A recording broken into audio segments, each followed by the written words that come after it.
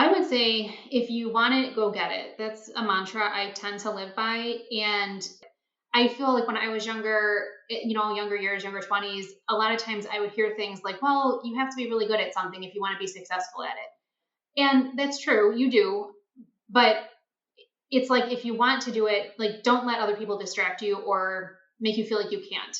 If you put the work in and you do all the things, you become that expert, it'll happen for you. It will. And so I would say that's probably my biggest thing, is just focus on bettering yourself, improving yourself, and being the best you possibly can be in that area or just in general. And good things will come.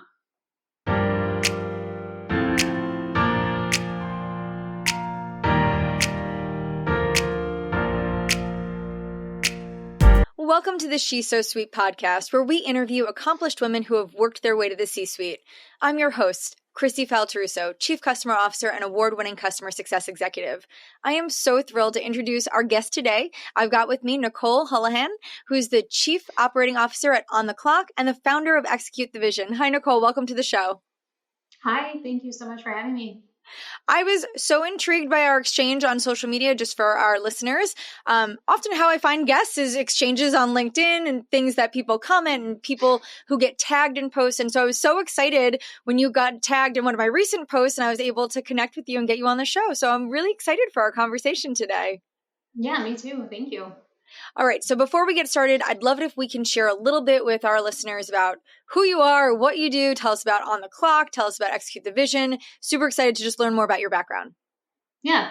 So I am the Chief Operating Officer at OnTheClock. And up until about this point, we've been an employee time tracking software. But as of late, we've really been focused on becoming the all-in-one workforce management solution. So very soon, payroll is going to be launching. And so it's going to be employee time tracking with payroll and then some other additional exciting things down the road. So it's been a really cool journey. I've been here about 5.5 years. And then I also have a side hustle that I started a couple years ago, kind of during my master's program, and I call it XecuteTheVision. And it started as a blog for business articles, and then it kind of morphed into spreadsheet help and tips and tricks for people. And so at this point now, I do offer an Excel class on there that can help people with any type of Excel problem you might have, from beginner to advanced, all kinds of things. Nicole, you might actually be my superhero, because what I tell everyone in the world is that Excel is the most powerful tool in the universe. Yes. And it's the one thing when people always ask me, like, okay, what skills would you think that you need to focus on or up level? I'm like, I wish I knew Excel better. Like, I wish I didn't have to go to my husband every time I was trying to create a pivot table. So I love that you're doing that, because there is so much power behind that. Yeah, I know. I started my career in more of the corporate, environment about 15 years ago or so. And that's actually how I got started. I was hired after being a free marketing intern into a business intelligence group. And they're like, here you go. Like, you just have to know Excel. And I didn't. And I was surrounded by a bunch of guys in the group, and they would give me a hard time and pick on me, kind of like a little sister. And that dynamic, and that's actually what really inspired me to really just learn it, because it was just like, you're either going to sink or swim and you have to know this skill. So that's how I got started with it. And ever since, I've just been learning, and it's like a never ending journey of all the things I can do. It's amazing.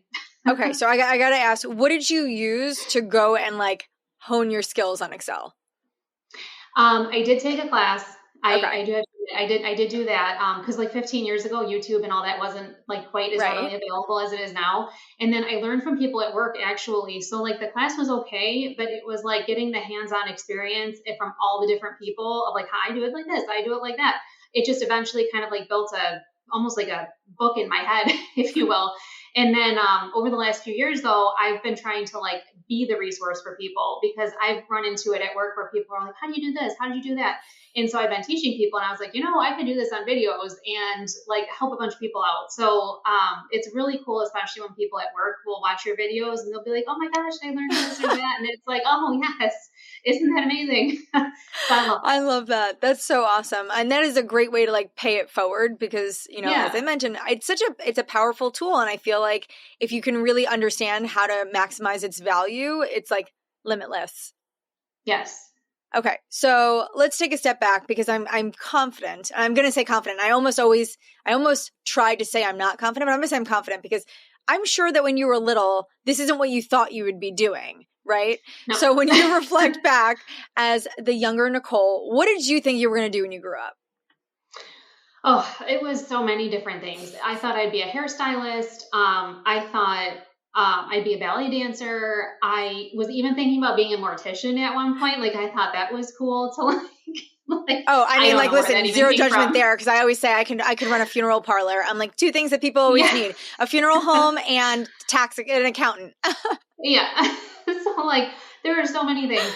But I think how I got here is because of that curious mindset and like wanting to try different things and like learn different things. It was kind of like a perfect pathway to operations. And to like, I feel like every day is like a new thing in my current role. And it's like you've got this fire, or you got that fire, or you're planning for things, or you're measuring things. Like there's just so many things going on all the time. And so I think that mindset is probably a very logical fit for how this came about. So walk me through kind of like your career path. So where did you start and then how did you get here? Yeah, so a long time ago, I actually started a cleaning business to be able to fund school. So I was cleaning homes and was doing it self-employed, so I get through school. And then I was like, you know what? Like I don't know how to break in because it's so hard to like go from that to okay, now I have a degree. Like, how are you going to actually get in the door? And so I took a free internship in marketing at a pharmaceutical company. And everyone thought I was nuts for doing it for free, but I was like, I have to get in the door somewhere. If I just get in the door, I can prove that I can do this. And I just kind of let everything go and hoped I would get hired. And I did. After about 6 weeks, that's where I started the analyst job, and the Excel skills started to have to, come in. So it's like they saw something in me, they saw the drive, they saw the passion. My degree was a Bachelor of Science, so I had a little bit of a background.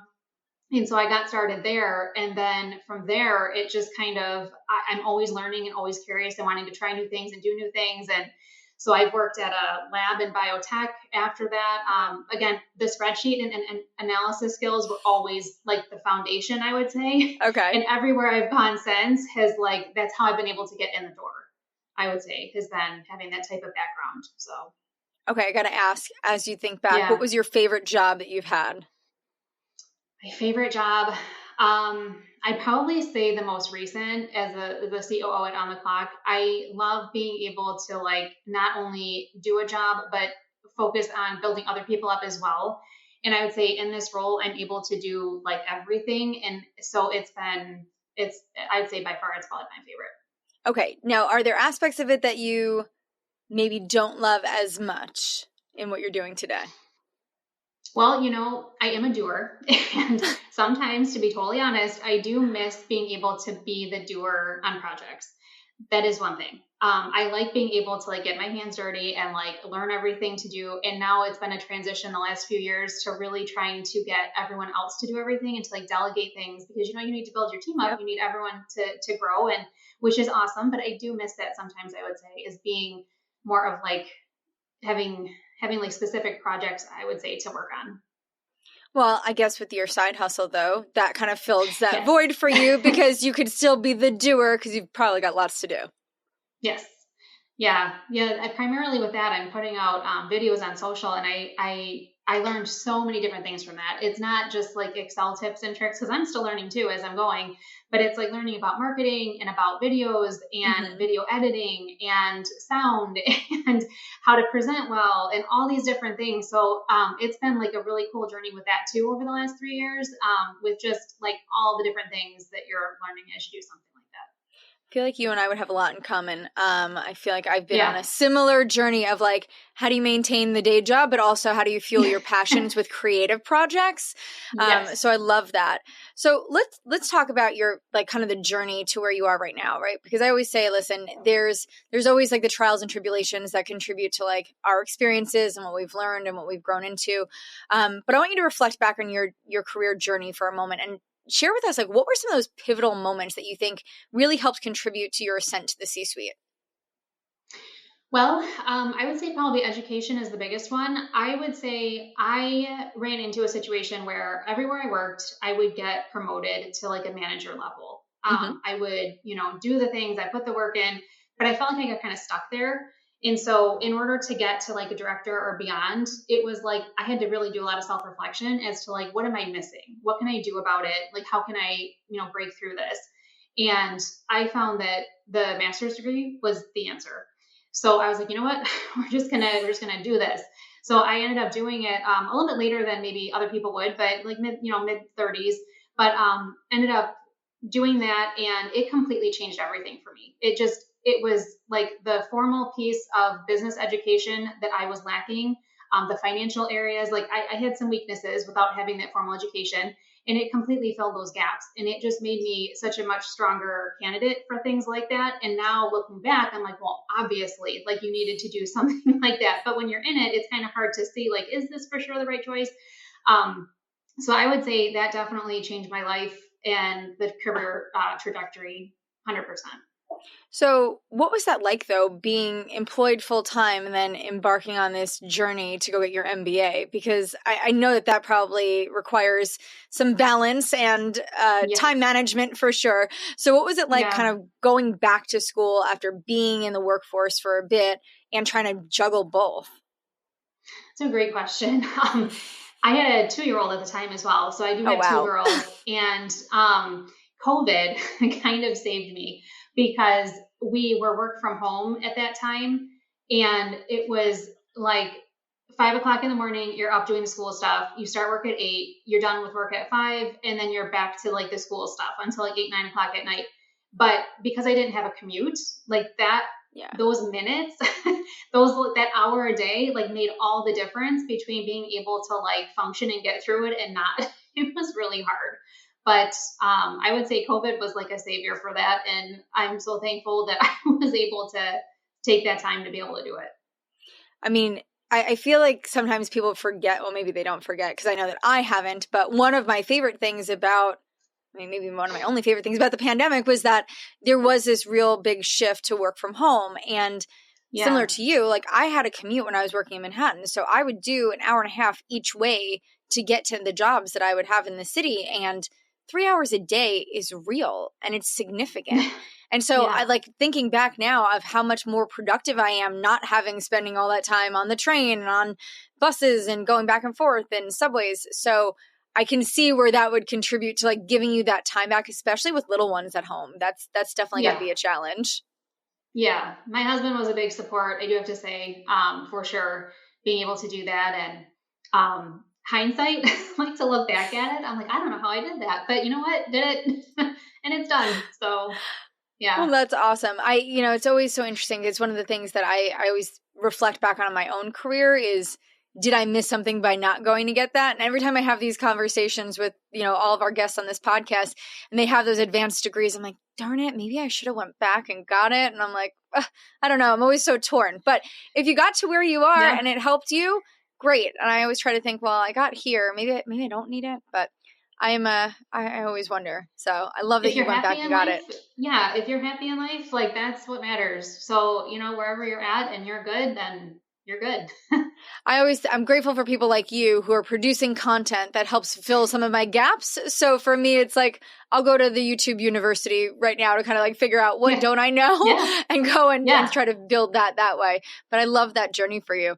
So obviously throughout this journey, we've chatted about this before we started recording, but these journeys don't come without some battle scars, right? And there's, I'm sure, some challenges and obstacles that you had to navigate along the way. So what were some of the things that you were faced with and how did you overcome them? I would say the biggest challenge I had was getting turned down for any promotions. Like I said, past manager, I would kind of go back to the school thing, I think, again. I just, I would apply for a bunch of things like on the side and just constant like rejections. And there were promotions happening at work. And I was always like, why can't it be me? Like, what am I not doing? Like, I'm doing the hard work. I'm doing the things. Like, what is missing? And so I would get pretty down about that. And, that was really what like fueled that change to be like, you know what, if this is really what you want to do, like for my particular path, I have to do this because my bachelor's degree is in psychology and, it's great. Like I went to school, I did the thing, but it doesn't like, that didn't help me really too much at work. I mean, it's great to like be able to understand people a little bit, but like that doesn't that doesn't get recognized as much, I guess, unfortunately, as it does to be like, oh, you've taken the finance courses, you've done the things. So I really felt like that was like a major like low point when I just kept getting the rejections. So I would say that's probably like the biggest thing, biggest change. So it's so interesting to me because I need to understand the conversation. So I'm sure that you were having dialogues with your bosses at the time. And so when new opportunities would open up, what was the feedback that they were sharing with you about why you were being overlooked for these positions? A lot of times it was experience. Like they were just like straight up like you need to have more of a formal education, or this person has this and you don't. And it's like, oh, and it's kind of disappointing too, because it's like I would look into other people's backgrounds and be like, well, they have this job. Like, what did they do? Like, what's their background? And it would be like, oh, they went to U of M and they've got a master's from U of M, and they've worked at all these different jobs. And it was like, dang, like, like that's not, you can't just like do it. You can't just like make that stuff happen. So it's like, I think between the feedback from them on like showing me like, well, this person, did this, and maybe you should look into these types of things, and then looking into people's backgrounds. Like I use LinkedIn a lot actually to do that and kind of just see like, well, they have this title, they have this job, like what did they have to do? It kind of like helped me more of a guide, because when I was younger, I didn't have like mentors in this area. I'm the first in my immediate family here to have a bachelor's degree and to like go through that process. And so like my I just didn't have that in the family. So, and then, especially like women in particular, like, there was no woman in my life who was like on that career path, and I could see it and understand like, oh, this is what you do to get there. So it was kind of slow. Like I said, master's, later 30s, but nevertheless, it's better late than never. But yeah, that's a big part of what I want to mentor now. And I am working with Wayne State University in Detroit to mentor females in particular in business. And the reason for that is I want to be able to help guide them and give them advice and just be like a sounding board. Like, hey, I've got this opportunity for an internship. What do you think? Or what do I need to do in the interview? Or what would help me on my resume? Like those types of things to like really help them along. So that's really what's motivated me to take on that lately. That's great. And I think, what I love the most about this is you mentioned you have 2 daughters. Yeah. Right. So think about the example that you're setting for them, right? Now they've seen mom go not only for her bachelor's, but go to get her MBA to kind of break down all those barriers. Like you're setting the future up for female leadership in your home by just doing the things that hadn't been done before you. Yeah, I'm definitely trying to, because it's a battle, like you kind of mentioned earlier, and it's like, do you spend your time working? Do you spend your time at home? Like, how do you get the balance? It's like, then I've gone through many years of having like guilt for working all the time and doing that. But I'm like, but I want them to grow up and be independent and, feel confident on their own, and to feel like they've, that they're able to take care of themselves. So I'm trying to do the best I think I know how to do to make sure that they have that path to be able to follow, and hopefully I can guide them along the way. But yeah, it's such a battle. Like there's that constant like mom guilt. It never goes away. Let's talk about that for a second, because I think, I won't say all, but a good portion of the guests that we've had on here are moms, and obviously working moms, and they don't have small jobs, right? These are women like yourself who have big jobs that are demanding, and a lot that are in startups and startup environments and even hyper growth companies. And so, I mean, how do you think about balancing the responsibilities of being a mom and being a career professional? I would say my schedule is pretty rigid. So, for example, like on Saturday, Sunday, I do not like to sleep past 7. I get really upset if I sleep in too late, because then I feel like my day's gone, because there's like so many things to do. I do try to set aside time every weekend to do like one big fun thing. So it could be like going to a cider mill. It could be, they like to go to the mall. So maybe we'll do that, or like a playground or something like that. So I try to make sure every weekend is something like that, so that I know that like I gave the time, because it's so easy to just get like wrapped up in all the stuff that has to be done every day. And then like just time passes and you didn't do that stuff. So it's really important to me one day when I look back, you're on your deathbed one day and you're looking back, it's like, I want to make sure I did the things and I was present as much as possible. And so that's a big thing to me. So like I said, that's one thing I try to do. And otherwise I try to keep a schedule about things, so that like you're mindful of how you're spending your time. And if I am on the computer a lot or like making my videos and trying to focus on things for me, that I'm trying to give time to family as well. So I don't know. I don't have all the answers, but I'm trying. And so Nobody far, it's has been all going the pretty good. answers. And Yeah, I'm sure if I asked your girls, I'm sure they would cherish the time that they have with you and they see how hard you're working. yeah, And listen, it's a balance, and we're always yeah, going to feel guilty for the places and the time that we can't commit, right? Like there's going to be times where yeah, we're not doing what we want to at work because we're prioritizing family, or we're, prioritizing work over family. And so there's always going to be that kind of pull in a different direction, or us questioning, should I have given more here or there? And I think that's just a yeah. balance that we all have to kind of find for ourselves. The She's So Sweet podcast is brought to you by Client Success. Client Success is an all-in-one customer success platform to help post-sale implementation and success teams manage customers from new to renew. Through an industry-leading platform approach, Client Success gives businesses an in-depth view into customer health, product usage trends, along with churn and risk data so that your team can not only retain customers, but help them grow as well. Whether it's managing customer onboarding workflows in shared portals, building custom health scores, tracking sentiment with NPS surveys, or doing more with less through AI and automations, Client Success gives customer success professionals a true one-stop platform to manage all aspects of the customer journey. To learn more about the industry's fastest to implement customer success platform, visit www.clientsuccess.com. That's Client Success. Simple, powerful customer success. So obviously you've had some success. I don't like to just spend time talking about the challenges and the obstacles, because we all know that there's been a ton of those for all of us. But when you think back in your journey, what were some of like the biggest successes that you can recall, right? When you look back, your proudest moments, those accomplishments. Proudest moments. I would say probably the biggest one that stands out would be the Microsoft MVP award. So a lot of people are familiar, especially if you're in tech, but if you're not, Microsoft will award once a year people who do outstanding things in their community, like basically teaching the community about their product and how to use it. And so I would say about 2 years into doing the social media channels, I got an email from someone who nominated me, because you have to get it by nomination. You can't nominate yourself, and you can't buy your way in. Like there's just no other way. Like someone has to recognize you and nominate you. And so that my jaw was on the floor that day that happened, because I was like, oh my gosh, like they actually recognized me and saw that I'm doing, good for the community and teaching people. And it's like a nice like validation, like that you're like an expert level, like they're signing off on you, like you know what you're doing.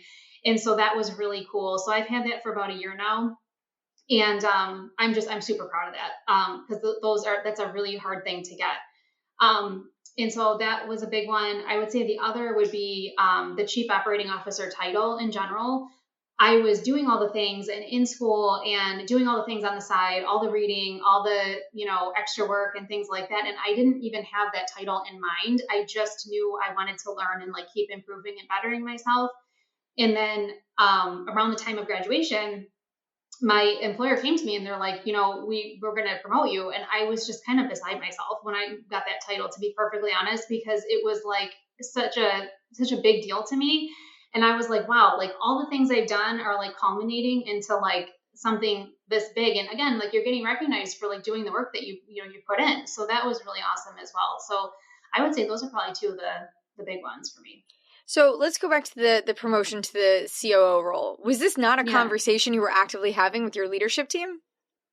I had requested a title that made sense for the job I was doing. So that was kind of like where I was coming from. Like when it comes time to like performance reviews, I was like, school is going to be ending here. Like I've learned a whole bunch and I've been doing a whole bunch here. And I'd really like a title that lines up with that. And I didn't expect it to be that title. So that was like a really welcome surprise. So there was conversation on it, of course, after that, but it was just, I just took it as like such an opportunity to, again, like be able to do the things and build people up and have the teams. And, it's like working it on the clock, like you pretty much get what you put in, I would say. So it's been a great place for that, where if you put the work in, you get rewarded in terms of like titles or opportunities. And so that's been really, really a great experience.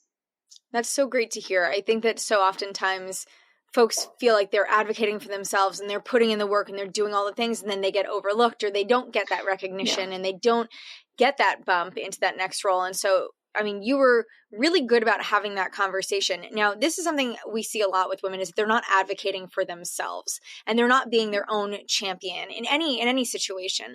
So how did you build up your framework, or kind of like, what were the things that you did for yourself that enabled you to go and be your best advocate? Yeah, I would say I took chances on things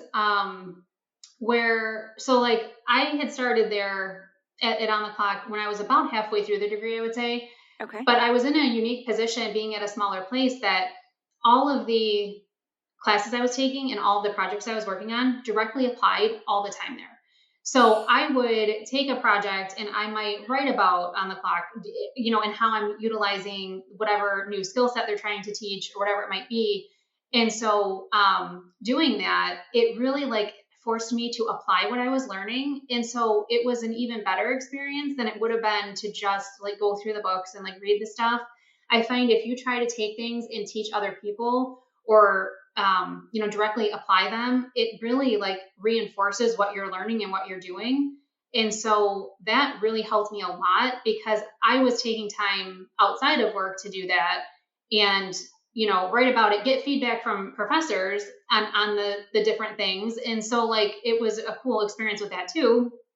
And then when you took it and applied it, I could take chances on things because, they were pretty open, they have the mindset of being like an incubator, if you will. Yep.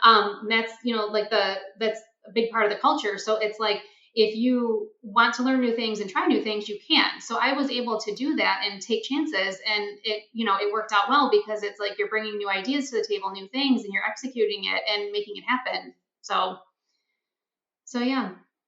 I think that you probably made the most of your educational experience than most people do because you were literally taking what you're learning and applying it. Not everyone has that option of doing it. No. And to your point, right, the real world work is what is going to that's going to separate you from everybody else, right? To your point earlier about being overlooked for roles, you didn't have the experience. Now you're learning the thing and actually building the experience in parallel. Yeah. Yeah, especially when it comes to marketing, in particular, like a big part of my capstone project at school was a marketing project to work on their cochlears. They're a hearing implant company. Their customer personas, their targeted buyer profiles. And so I could exactly take like that experience and then like 2 months later, do it at On the Clock. And so it was like you had all this feedback and interesting stuff and you could do it there. And it really helped grow things. So yeah, it was a great time. That's so cool. I think that as I think about my daughter and her educational journey, I would probably advise her, like, go get your bachelor's, get some real world experience, then go back and continue your education. I just think it's so much, the context of having that applied learning is so different. So I love that you were able to do that. It is because, I started at a community college like everybody, when you're younger, and I had to take accounting. And I failed accounting, to be honest, like the first time. And I also failed calculus, like the first time, failed that. And like, I never went back to calculus. Didn't do that. That's not for me. But it's like, I couldn't apply it and I didn't understand why. So it's like such a shame to me that you get stuck going through these courses when you're like 18, 19, 20. And a lot of people do it and they breeze through it great. But like, you need to be able to understand why and like the purpose of it to me, like when you're actually going through it. So I completely agree with that. The real world experience, hopefully, they can get an internship or something somewhere. It just would have made all the difference for me, I think, to understand the why. But I completely agree. I also, I started off at and I thought I was going to college to become an accountant. So I remember sitting and taking my first accounting 101 class. After 2 classes, I was like, this is definitely not for me. We're going to switch majors. And I went into communications. It felt much more safe and a lot more aligned with my areas of interest. So I agree on the accounting stuff. All right, let's shift gears a little bit here. So, one of the reasons why I wanted you on the show is, I think even in the thread in which we got connected was some of the content around empowering women and up-leveling other women in the space. And so I always say, I love that phrase, empowered women, empower women. And so I know that you're doing a lot. You kind of talked about some of this already, but I'd really like to just shine a light on the work that you're doing to kind of empower the female community, especially aspiring leaders. Yeah, so I had mentioned earlier the mentoring that I've been doing. Really excited about that. That's a little bit newer. In the last couple of years, I've been doing some free webinars as well for Excel stuff. So I really believe that a lot of my job security I've had over the years has been because of that skill. I've worked at a lot of places where there's been several rounds of layoffs, and I wasn't in that. And I really believe it was because nobody wants to do that stuff, or nobody can do that stuff. It's been, there's usually in my experience in the workplace, there's a few people who are real good at it. And then the rest, it's like, and so I recognize that young, and I have, everywhere I go, I try to do the things that other people don't want to do, or that other people find hard, like for job security. And so I really believe strongly with the Excel stuff, spreadsheet stuff, if you can develop dashboards and bring data together and turn it into a summary that makes sense for people to make decisions, like, you're valuable. So that's a big reason why I started the free webinars, is so that people have opportunity. If you don't want to charge, you don't want to pay for it, you can't pay for it, whatever it might be. Women out there, I guess in my head, I envision like the single mom out there who really needs to have skills built up, but like can't, because financially it's just not possible, because it's not possible for everyone to just tomorrow say, I'm just going to go back to school and get a degree or whatever it is. So it's like, I'm trying to put things out there between videos and webinars, and that can help people to get the skills that they need and better themselves at work, make more money, get the better job, more job security. And it's just kind of like a way to give back to people. The videos are free, of course, on social, but it's a one-way street. So like on webinars, like I give the opportunity to ask questions at the end so people can, do a little bit more. So I do plan to do more with that down the road. I'd like to start offering maybe some free classes here and there where people can actually like interact a little bit more. So that's my plan for the future, for things I'm going into with that. But yeah, that's something I feel really strongly about. I love that. And this is definitely and I can't stress this enough for anybody who's listening. If you're not an expert in Excel, go check out Nicole's classes and her courses and all of her content, because I hate that I am not as proficient in it as I could be. So I'll be checking out your courses as well. All right. So we started to talk about this idea of like balancing, but we were kind of talking about it through the lens of being a mom. And that's only one part of you, right? You're so much more than just a mom. You're so much more than just the COO. So, but balance is important, right? And so you matter too. And I always say you can't pour from an empty cup. So how do you create balance in your life, professionally and personally, that like gives you the ability to be a whole you, right? What are some of the strategies or habits that you've kind of developed over the years that have been effective? Another great question, and don't quite maybe always have that figured out, but I'm surely trying.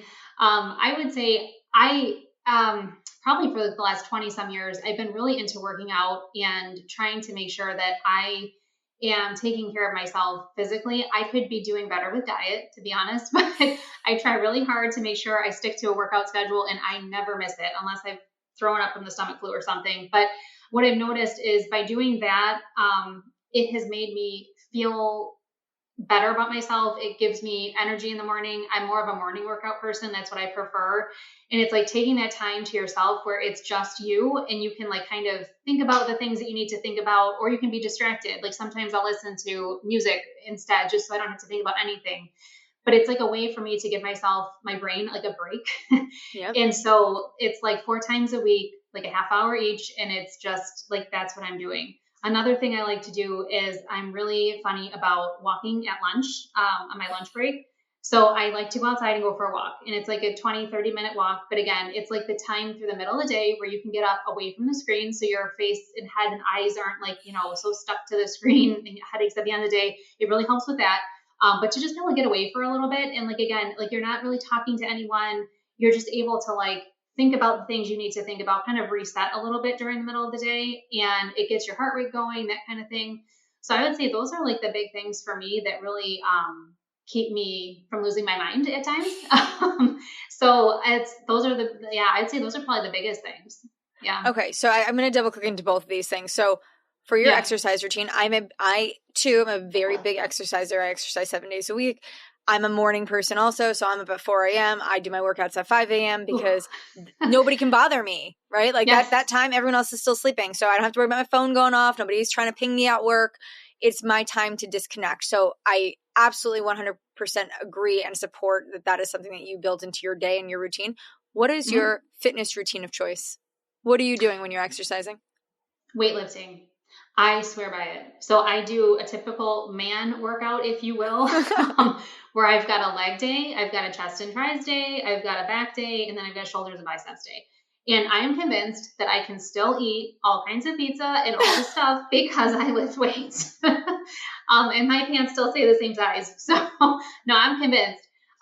So I do that. I might go running once in a while, but I'm not really a runner. I'm real slow. So it's definitely weightlifting and the walking. Yeah. Okay. So now my second part of this is, so on the walking, did I see this correct? Are you in Detroit? Yeah. I'm in the Detroit area. Okay. So, isn't it cold in the winter? Oh, it is. But So Nicole, what are you doing in the winter when it's cold and you're going for these walks in the middle of the day? Well, no, it's funny. I actually, I'll go in and out of the building. So like I'll go walk for a few and then I'll go back in. Walk for a few and then come back in. I do have like the long knee coat though, the marshmallow looking knee length coat, and I love like furry fuzzy boots.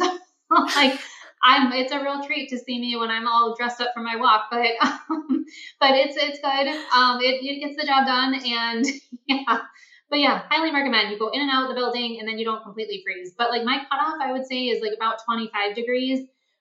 If it's much colder than that, you're probably in for an inside walk, but yeah. Okay. All right. I had to ask, but what I love about this is like, you seem like there's no excuses, right? You've committed to these things. You've built them into your life. You've developed these habits and you honor that time to yourself. Yes. Yeah. I don't, like I said, if I'm puking, throwing up, I might take like a day off from it. But other than that, like there is just no excuse. Like you just have to do it. And that's the end of it. All right. Well, let's take a look back really quickly here. So thinking back to young Nicole, when you wanted to be a hairdresser or a ballet dancer, all of these things, what's the one piece of advice you would go back and offer yourself based on everything that you've learned so far?